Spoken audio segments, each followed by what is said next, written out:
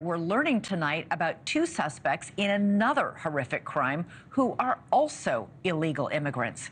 In a terrible case out of Texas, a 12-year-old girl's life was cut short after she was found dead in a creek in Houston earlier this week.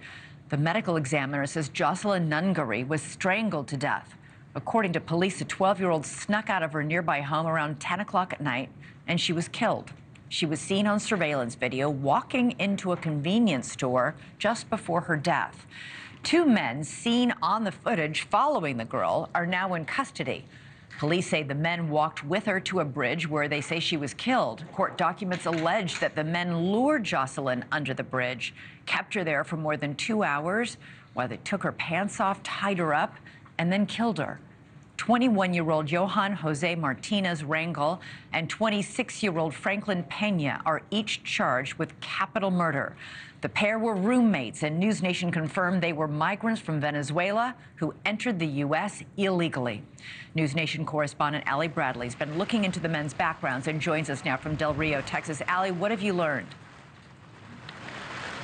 Yeah, hey, Elizabeth. Obviously, it's pouring down rain here, so we're going to try to keep this a little bit tight. But what we know here is that ICE does have detainers lodged against both of these individuals. Sources confirm that these individuals crossed into the United States illegally. As you mentioned, they're from Venezuela. One of them crossed just 23 days ago. We've also learned here at NewsNation that Franklin Ramos Pena also cut off his ankle monitor 2 days after the body of Jocelyn Nungaray was discovered. Now, he did that about an hour and a half away from where her body was recovered, so likely hoping to not be found there. So now here's what else we know. Sources confirm Ramos Pena was enrolled in ICE's Alternatives to Detention program. His GPS unit was reportedly recovered on Wednesday. ICE went out and got that unit after he cut it off. Now, Ramos Pena crossed into the country illegally through the El Paso sector May 28th of 2024 in a large group.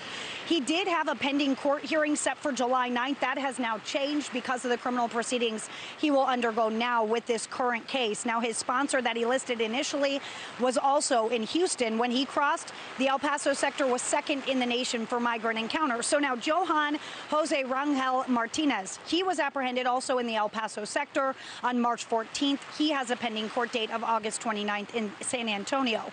Now, a big part of ICE's mission, of course, is to apprehend, is to get these people out of here. So we know both of these individuals are facing those charges of capital murder in the strangulation death of Jocelyn Nungaray here, Elizabeth. All right, so super quick, Allie, one of the men was wearing an ankle monitor as part of this program to keep track of these illegal migrants who've crossed the border illegally? Yeah, so he had one of those ankle monitor devices on him. They actually located it. He cut it off. That was what they documented. They can tell when that happens. Yep. So the Alternatives to Detention program, he's part of that. 188,000 individuals are part of that.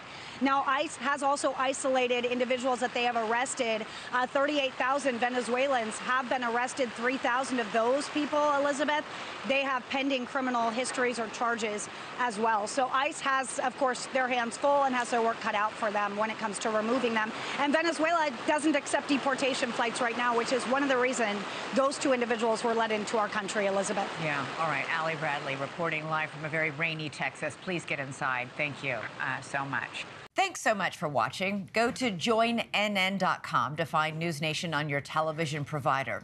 And don't forget to click the red subscribe button below to get more of NewsNation's fact-driven, unbiased coverage.